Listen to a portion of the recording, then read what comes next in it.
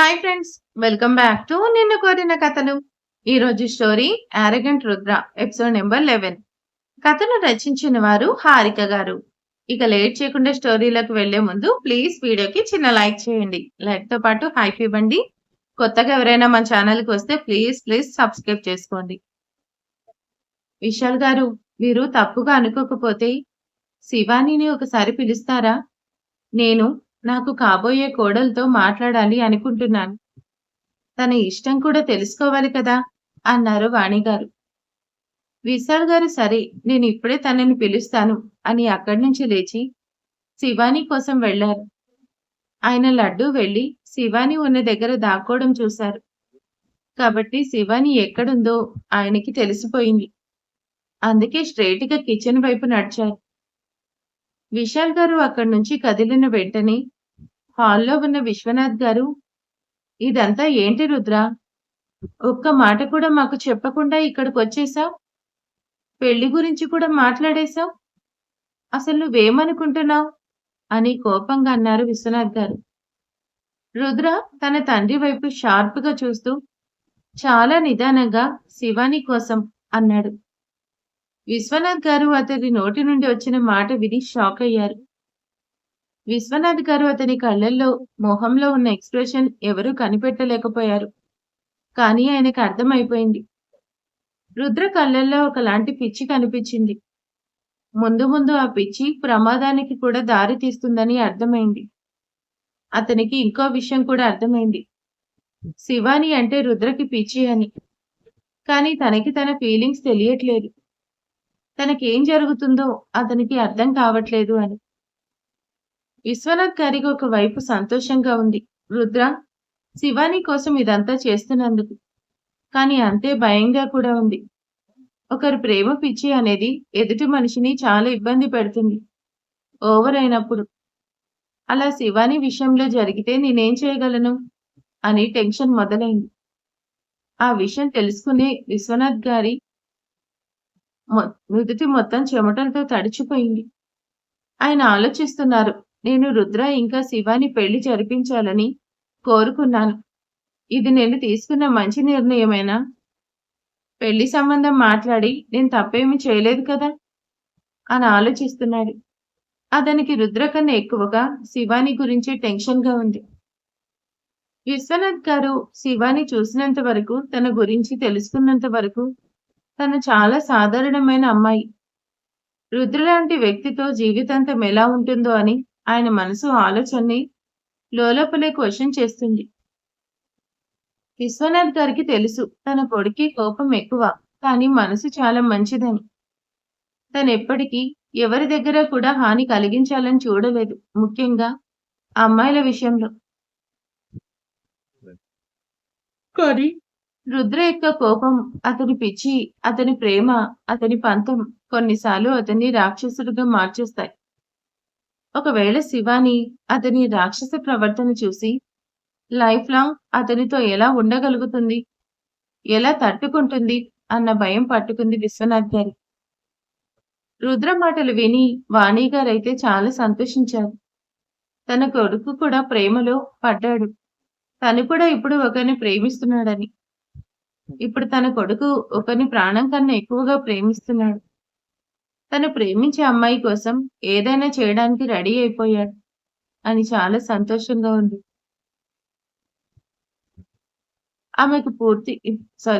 ఆమెకు ఇప్పుడు పూర్తి నమ్మకం వచ్చింది, రుద్ర జీవితం మారిపోతుంది అని. ఇప్పుడు తన జీవితంలో ప్రేమ అనే ఒక బంధం ఉంది. ఒక తల్లి హృదయం ఎప్పుడు తప్పుగా జడ్జ్ చేయదు ఏ విషయం కూడా. విశ్వనాథ్ గారు ఒకలాగా ఆలోచిస్తుంటే వాణి గారు ఇంకోలా ఆలోచిస్తున్నారు. ఒక్కొక్కరి ఆలోచన ఒక్కోలా ఉంది. కానీ ముందు ముందు ఏం జరగబోతుందో కూడా చూద్దాం. కాలమే అన్నిటికీ సమాధానం చెప్తుంది. విశాల్ గారు కిచెన్ లోకి వెళ్లి చూశారు. శివాని చాలా టెన్షన్ గా నిలబడి ఉంది. లడ్డు తనని సర్ది చెప్తున్నాడు. ఆయన శివాని దగ్గరికి వెళ్లి శివాని నుదుటిపై చేయి పెట్టి, నేను ఈరోజు చాలా సంతోషంగా ఉన్నాను తల్లి. సంబంధం ఓకే అయింది. ఎవరితో అంటే, నేను ఎప్పటినుంచో ఏ అబ్బాయితో అయితే నీకు పెళ్లి చేయాలనుకుంటున్నానో అదే అబ్బాయితో నీ పెళ్లి ఫిక్స్ అయింది. ఈరోజు మీ అమ్మ కూడా పైనుంచి నిన్ను చూస్తూ చాలా సంతోషపడుతూ ఉంటుంది. మనల్ని చూస్తూ ఉంటుంది. నా కోరిక తీరింది శివాని. నువ్వు కౌటిల్య కుటుంబానికి కోడలవ్వబోతున్నావు. మీ నాన్న ఈరోజు చాలా సంతోషంగా ఉన్నారు అన్నారు. శివానికి విశాల్ గారి మాటలు విని చాలా పెద్ద షాక్ తగిలింది. శివాని పెళ్లికి సిద్ధంగా లేదు. ఆమెకు రుద్ర బిహేవియర్ ఎందుకో నచ్చడం లేదు. కానీ వాళ్ళ నాన్న కళ్ళల్లో కనిపిస్తున్న సంతోషం చూసింది. ఎప్పటినుంచో ఆయన కళ్ళల్లో అలాంటి సంతోషం చూడాలనుకుంటుంది. ఇప్పుడు చూస్తుంది అదే సంతోషం. కానీ శివానికి ఏమీ పాలుపోవట్లేదు. ఒకవైపు తన సంతోషం, ఇంకొక వైపు తన తండ్రి సంతోషం. ఇప్పట్లాగానే శివాని తన సంతోషాన్ని పక్కన పెట్టి తన పెదవులపై అబద్ధపు నవ్వును పూయిస్తూ, మీరు సంతోషంగా ఉంటే మీ శివాని కూడా సంతోషంగా ఉంటుంది నాన్న. చాలా సంతోషంగా ఉంది మీ కోరిక తీరుతున్నందుకు. నేను ఈరోజు చాలా సంతోషంగా ఉన్నాను. మా నాన్న చాలా సంతోషంగా ఉన్నారని అంది శివాని. లడ్డూకి తెలుసు శివాని సంతోషంగా లేదని, అబద్ధం చెప్తుందని. లడ్డూకి ఇది కూడా తెలుసు ముందు ముందు శివాని చాలా సంతోషంగా ఉంటుందని. ఎందుకంటే లడ్డూకి రుద్రపై చాలా నమ్మకం ఉంది. అతడు శివానిని ఎప్పటికీ బాధ పెట్టడు, చాలా బాగా చూసుకుంటాడని. శివాని పెదవులపై నవ్వు ఉంది, కానీ అది నిజమైన నవ్వు కాదు. తన తండ్రి మొహంలో కనపడుతున్న నిజమైన సంతోషం చూస్తుంది. విశాల్ గారు ప్రేమగా, శివాని వెళ్ళి మంచి ఇండియన్ డ్రెస్ వేసుకొని రెడీ అవ్వు. వాణిగారు నిన్ను కలవాలనుకుంటున్నారు. అలాగే నువ్వు కూడా రుద్రతో మాట్లాడు. మీరిద్దరే కదా లైఫ్ లాంగ్ ఒకరికొకరు తోడుగా ఉండాల్సింది అన్నారు. శివానికి మాత్రం రుద్ర భయంకరమైన మొహం కళ్ళెదురుగా కనపడుతుంది. అది తలుచుకోగానే శివానికి భయం మొదలైంది. లోలోపల చాలా భయంగా ఉంది శివానికి. అలా అని శివాని పిరికి అమ్మాయి కాదు. కానీ శివానికి రుద్ర అంటే నిజంగానే చాలా భయం. అతని నీడన్నా, అతడు ఆమె చుట్టుపక్కల ఉన్నా కూడా శివానికి చచ్చెంత భయం. అలాంటి వ్యక్తిని పెళ్లి చేసుకొని శివాని పూర్తి జీవితం తనతో ఎలా ఉంటుందో. శివాని బలవంతంగానే పెళ్లి ఒప్పుకొని కిచెన్ నుండి తన రూమ్ వైపు వెళ్ళింది. తనతో పాటు లడ్డు కూడా వెళ్ళాడు. శివాని కిచెన్లో నుంచి బయటకు వచ్చి హాల్లోకి తొంగి చూసింది. ఆ ముగ్గురు అక్కడే సోఫాలో కూర్చొని కనిపించారు శివానికి. శివాని తన రూమ్లోకి వెళ్లాలంటే ఖచ్చితంగా హాల్లో నుండే వెళ్ళాలి. హాల్లోని తన రూమ్కి వెళ్ళడానికి స్టెప్స్ ఉన్నాయి. శివాని ధైర్యం చేసి ఫాస్ట్గా మెట్ల వైపు అడుగులు వేసింది. ఎవరికి తెలిసినా తెలియకపోయినా కానీ శివాని అక్కడ ఉందని రుద్రకి తెలిసిపోయింది. వెంటనే రుద్ర తన కూర్చున్న దగ్గర నుంచి లేచి నిలబడి వెనక్కి తిరిగి చూశాడు. అతనికి శివాని మెట్లపై పరిగెడుతూ కనిపించింది. రుద్ర కళ్ళల్లో అదే ప్రేమ, అదే పిచ్చి కనపడుతుంది శివానిపై.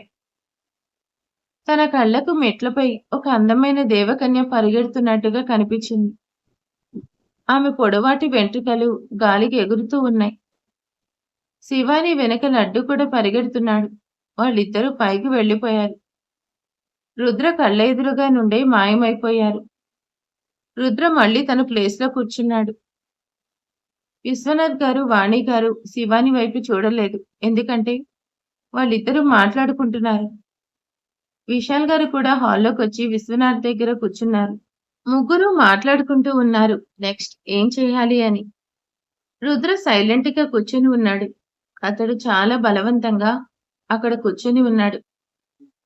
అతనికి ముళ్లపై కూర్చొని ఉన్నట్టు ఉంది. అతడి ఒక్కొక్క సెకండ్ కూడా చాలా విలువైనది. కానీ శివాని కోసం అన్నీ వదిలేశాడు. శివాని తన రూమ్లోకి వెళ్లి ఆయాసపడుతూ ఉంది, ఫాస్ట్గా పరిగెత్తి రావడం వల్ల. లడ్డు కూడా అలసిపోయాడు. లడ్డు బెడ్ పై వెళ్లి పడుకొని, నీకు పరిగెత్తడం ఒకటే వచ్చు శివాని. ఇప్పుడు చూసినా పరిగెడుతూనే ఉంటావు.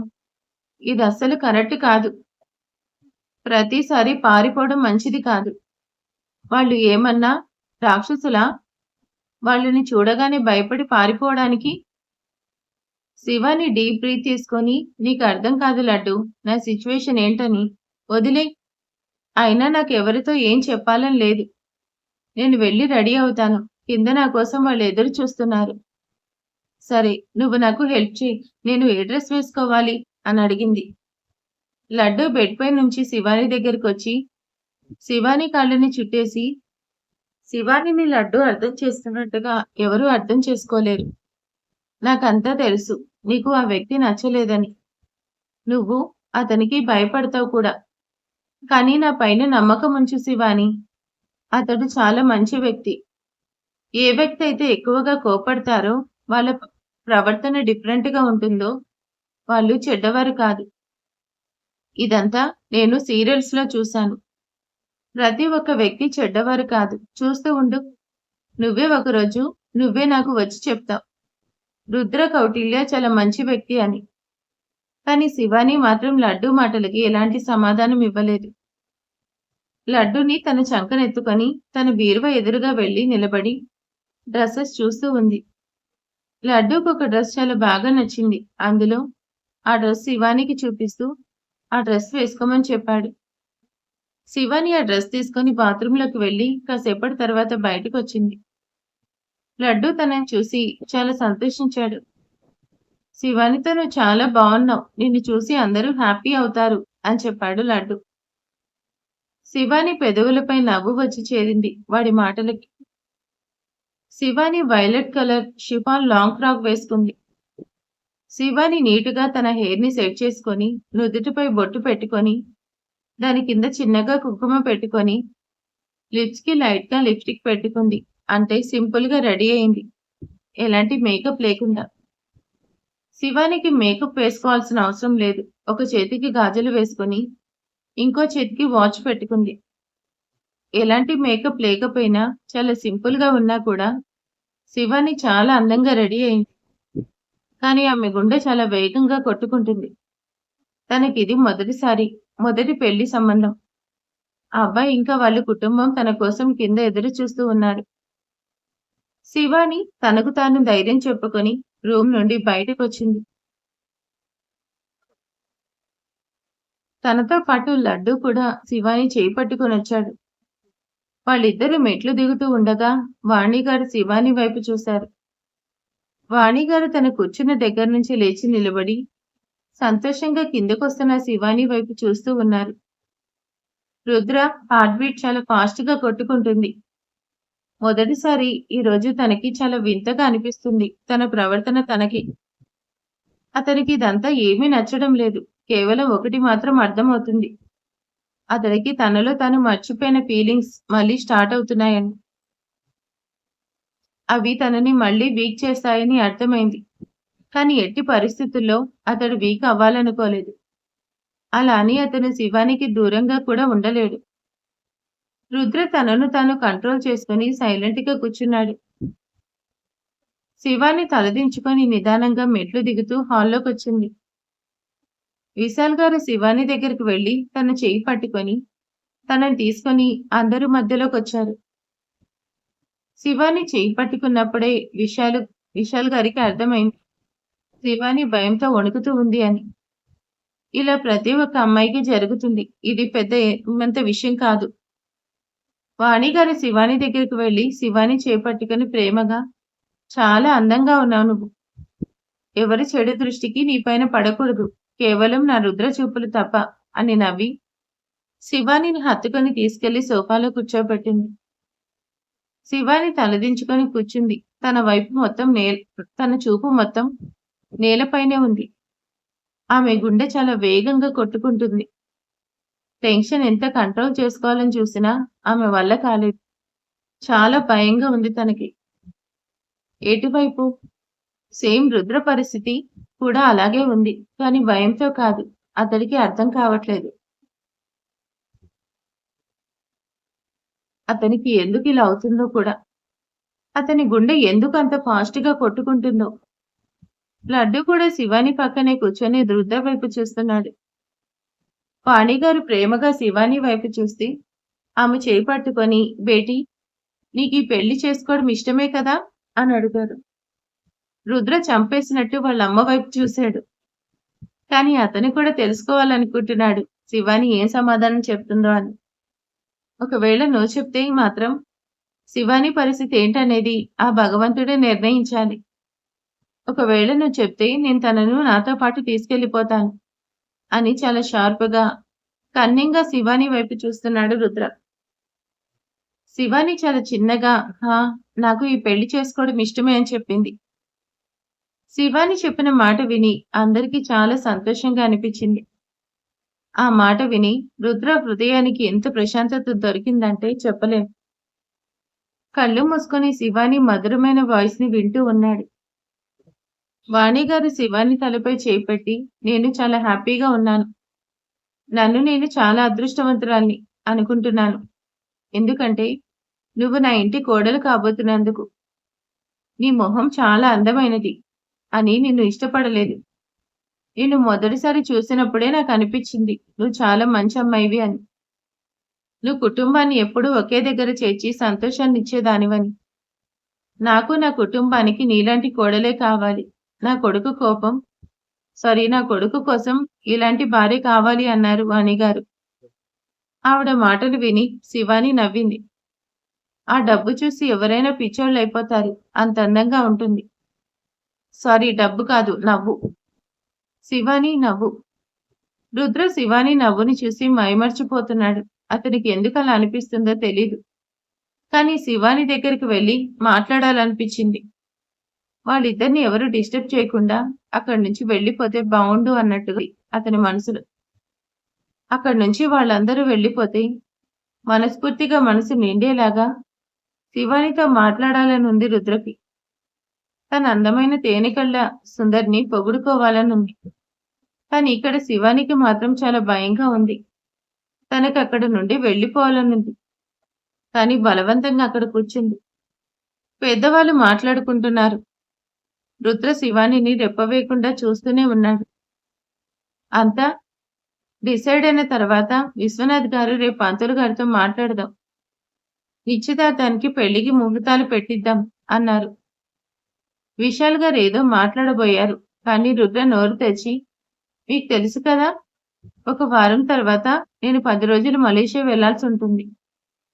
ఇవన్నీ నేను మలేషియా వెళ్ళడానికి ముందే జరిగిపోవాలి. ఇన్‌ఫాక్ట్ 1-2 రోజుల్లోనే ఇవన్నీ జరిపించేయండి" అన్నాడు. రుద్ర మాటలు విని శివాని చాలా భయపడిపోయింది. తనకి ఇంత తొందరగా పెళ్లి చేసుకోవాలని లేదు. ఇప్పటి వరకు తనకెవరూ తెలియదు కూడా. అలా ఎలా? నేను మా నాన్నని వదిలేసుకొని వెళ్ళిపోతాను ఇతనితో పాటు. విశాల్ గారు కూడా టెన్షన్‌గా విశ్వనాథ్ గారి వైపు చూశారు. విశ్వనాథ్ గారు విశాల్ గారిని సైలెంట్‌గా ఉండమని సైగ చేసి, "మిస్టర్ విశాల్, నేను మా అబ్బాయితో మాట్లాడతాను కాసేపు" అని రుద్రని తీసుకొని గార్డెన్‌లోకి వెళ్లారు విశ్వనాథ్ గారు. గార్డెన్‌లోకి వెళ్ళిన తర్వాత విశ్వనాథ్ గారు చాలా కోపంగా, "రుద్ర, ఏంటి నువ్వు చేస్తుంది? ఏంటిదంతా? ఇంత త్వరగా పెళ్లి అంటే అసలేమనుకుంటున్నావు? పెళ్ళంటే ఆటలనుకుంటున్నావా నువ్వు?" అన్నారు. "మీకు తెలియదేమో డాడ్, కోర్ట్ మ్యారేజ్ అనేది కూడా ఇండియాలో ఉంది" అన్నాడు చాలా నిర్లక్ష్యంగా. "రుద్ర, ఏంటి నువ్వు మాట్లాడుతుంది? పెళ్ళంటే కొన్ని పద్ధతులు, చేయవలసిన సాంప్రదాయాలు అన్నీ ఉంటాయి. ఇప్పటికిప్పుడు పెళ్ళంటే ఎలా నాన్నా?" అన్నారు వాణిగారు. "మీరేం చేస్తారో, ఏం చేసుకుంటారో నాకు తెలీదు. 2 రోజుల్లో వినిపిస్తుందా? 2 రోజుల్లో పెళ్లి జరిగిపోవాలి. ఎందుకంటే నా దగ్గర టైం ఎక్కువ లేదు. ఎట్టి పరిస్థితుల్లో మలేషియా వెళ్లి తీరాల్సింది" అన్నాడు కోపంగా. విశ్వనాథ్ గారికి, వాణి గారికి చాలా టెన్షన్‌గా ఉంది. ఇద్దరు మొహాలు ఒకరి మొహాలొకరు చూసుకున్నారు.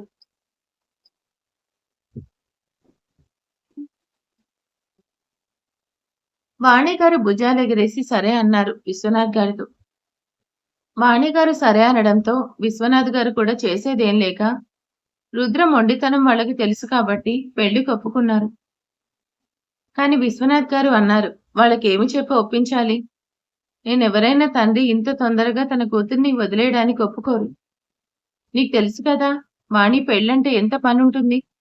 అన్ని అరేంజ్‌మెంట్స్ చూసుకోవాలి. అప్పుడే పెళ్లనేది జరుగుతుంది. కానీ నీకు పెళ్ళంటే చిటికెలో పననిపిస్తుంది కదా రుద్ర" అన్నారు విశ్వనాథ్ గారు. "చూడండి విశ్వనాథ్ గారు, మీ అబ్బాయి అతి కష్టంపై పెళ్లికి ఒప్పుకున్నాడు. ఒప్పుకున్నాడు కాబట్టి తను చెప్పినట్టుగా పెళ్లి చేస్తే సరిపోతుంది కదా! నేనస్సలు అనుకోవట్లేదు. వాడు మూడ్ మారింది అంటే వాడెలా బిహేవ్ చేస్తాడో మీకు తెలిసిందే కదా!" అన్నారు వాణిగారు. విశ్వనాథ్ గారు కూడా రుద్ర గురించి చాలా సేపు ఆలోచించి, సరే నేను విశాల్ గారితో మాట్లాడతాను అని చెప్పారు. ఇటు ఇంట్లో శివాని వాళ్ళ నాన్న దగ్గరికి వెళ్లి టెన్షన్‌గా అసలేం జరుగుతుంది నాన్న?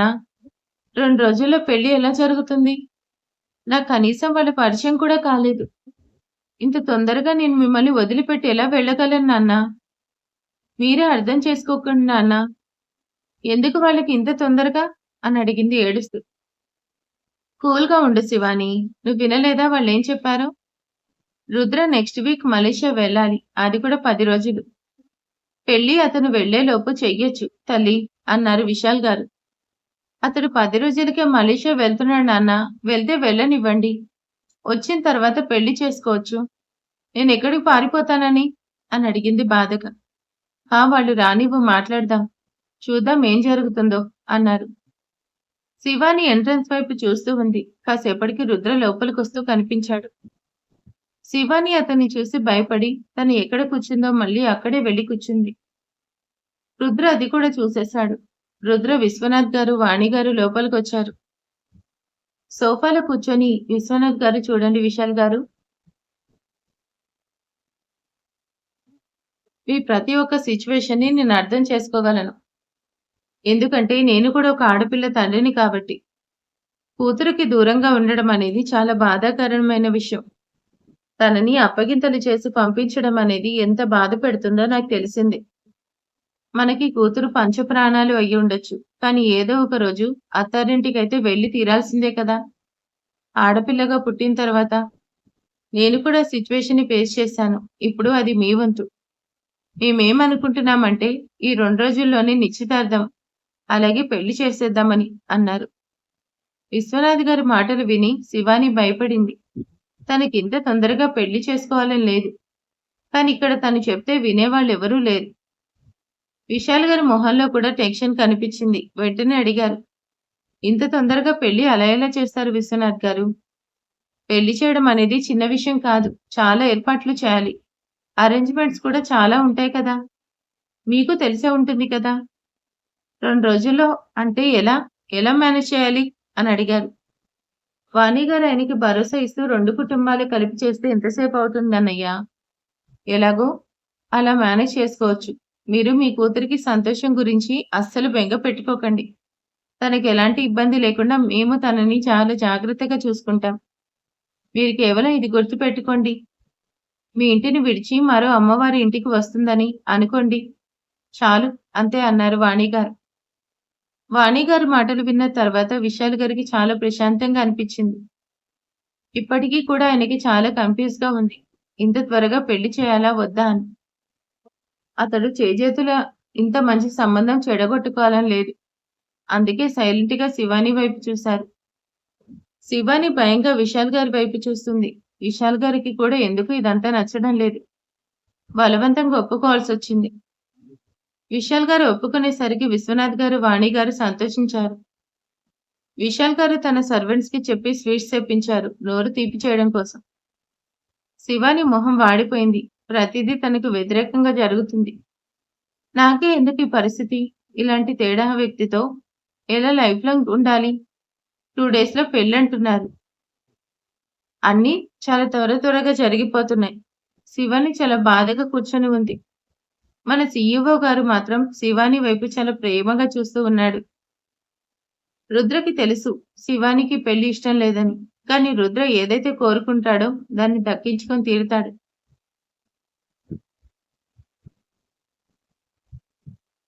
శివాని సైలెంట్‌గా కూర్చొని ఉంది. విశ్వనాథ్ గారు శివానితో, చిట్టి తల్లి, నువ్వు భయపడాల్సిన అవసరం లేదు. నువ్వొకసారి రుద్రతో మాట్లాడు. మీ ఇద్దరి మధ్య కంఫర్ట్ జోన్ ఏర్పడుతుంది. శివాని వద్దని చెప్పాలనుకుంది. కానీ అప్పుడే విశాల్ గారు, మీరు నా మనసులో ఉన్నది చెప్పారు. బావగారు, నేను కూడా ఇదే చెప్పాలనుకున్నాను. శివాని ఇంకా రుద్ర ఒంటరిగా ఒకరికొకరు మాట్లాడుకోవాలని. వాళ్ళిద్దరే కదా జీవితాంతం కలిసి ఉండాల్సింది. సో వాళ్ళిద్దరూ ఒకరికొకరు పరిచయం చేసుకొని మాట్లాడితే బావుంటుంది. వాళ్ళ నాన్న మాటలు ఎందుకో మొదటిసారి శివానికి నచ్చలేదు. శివానికి రుద్రతో మాట్లాడడం లేదు అస్సలు. చాలా బలవంతంగా ఇష్టం లేకుండా ఇక్కడ కూర్చుంది. అదే ఎక్కువ అనుకుంటే ఇప్పుడు మాట్లాడడం.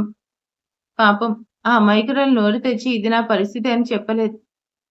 విశ్వనాథ్ గారు రుద్ర వైపు చూడగానే రుద్ర తను కూర్చున్న చోటు నుంచి లేచి నిలబడి శివాని ఎదురుగా వచ్చి నిలబడ్డాడు.